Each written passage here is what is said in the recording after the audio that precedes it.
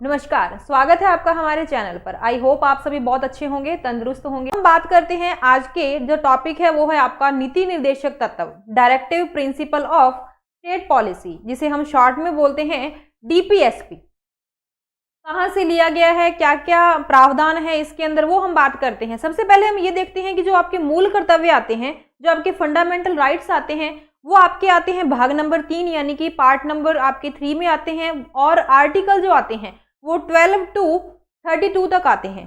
अब हम बात करें कि आपके नीति निर्देशक तत्व हैं, आपके डीपीएसपी हैं, वो कौन से आर्टिकल में आते हैं, कौन से भाग में आते हैं। अगर हम भाग की बात करें तो भाग आता है आपका 4 नंबर भाग में आपके क्या आते हैं, डीपीएसपी आते हैं। अगर हम अनुच्छेद की बात करें तो अनुच्छेद आते हैं 36 से लेकर के 51 तक आपके क्या आते हैं, आर्टिकल आते हैं।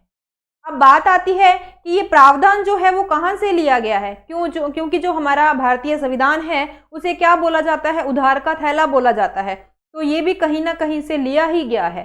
तो देखिए, जो आपके नीति निर्देशक तत्व हैं वो आपके आयरलैंड से लिए गए हैं। फिर बात आती है कि जो आपका आर्टिकल 32 था उसे बी.आर. अंबेडकर जी ने क्या कहा था, संविधान की आत्मा कहा था।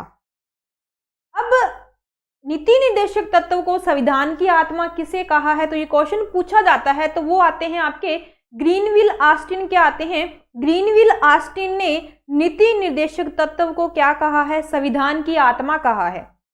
अब हम बात करें कि जो डीपीएसपी है वो न्यायालय में नहीं जा सकते, उसके लिए वो वाद योग्य नहीं है।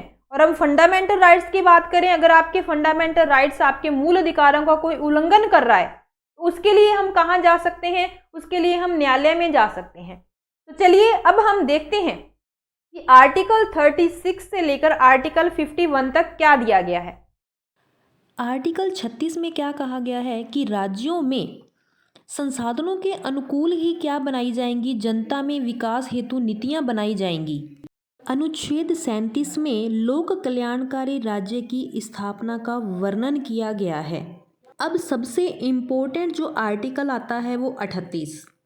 राज्य का दायित्व है कि वह सामाजिक, आर्थिक व राजनीतिक न्याय से युक्त समाज व्यवस्था का विकास करे। यानी कि 3 प्रकार के जो न्यायों की बात कही गई है वो आपके आर्टिकल 38 में भी कही गई है, और आपके जो प्रस्तावना आता है उसमें भी 3 प्रकार के न्याय की बात कही गई है। अब आगे देखते हैं। सभी स्त्री पुरुषों को समान कार्य के लिए समान वेतन दिया जाएगा, तो ये आर्टिकल आपका आता है 39 नंबर आर्टिकल। अब सबसे इम्पोर्टेंट जो आर्टिकल है वो आर्टिकल है नंबर 40।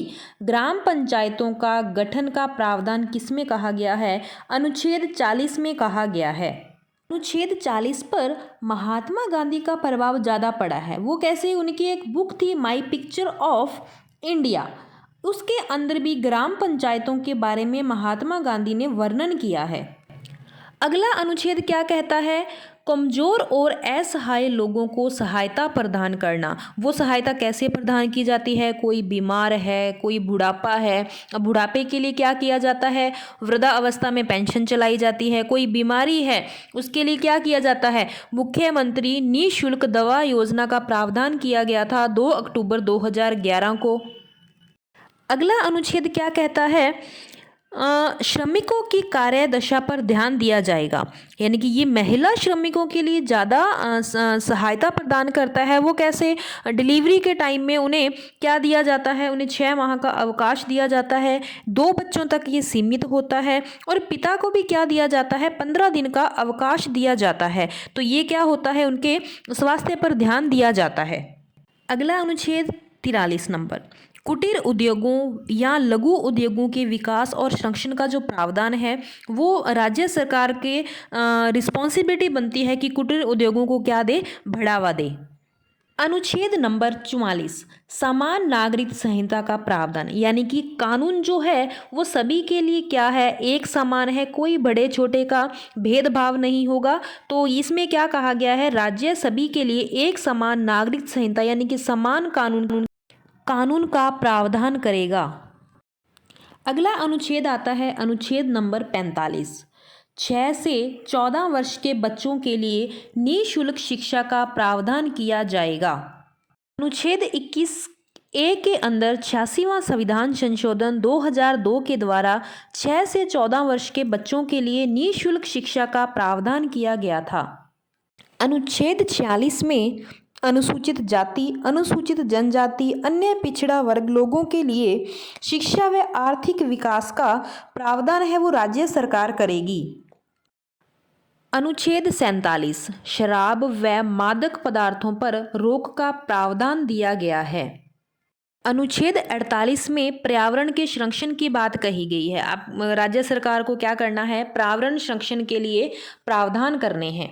अनुच्छेद 49 ऐतिहासिक स्मारक एवं स्थलों के संरक्षण का प्रावधान राज्य सरकार के हिस्से आता है। चलिए बढ़ते हैं आगे। अनुच्छेद 50 न्यायपालिका और कार्यपालिका को अलग अलग यानी कि शक्तियों के रूप में इसका विभाजन किया गया है। अब न्यायपालिका और कार्यपालिका को हम आगे टॉपिक में डिटेल से लास्ट अनुच्छेद 51 राष्ट्रीय शांति व सुरक्षा का प्रावधान किसमें कहा गया है, आर्टिकल 51 में कहा गया है। तो ये आपके नीति निर्देशक तत्व के अनुच्छेद आते हैं।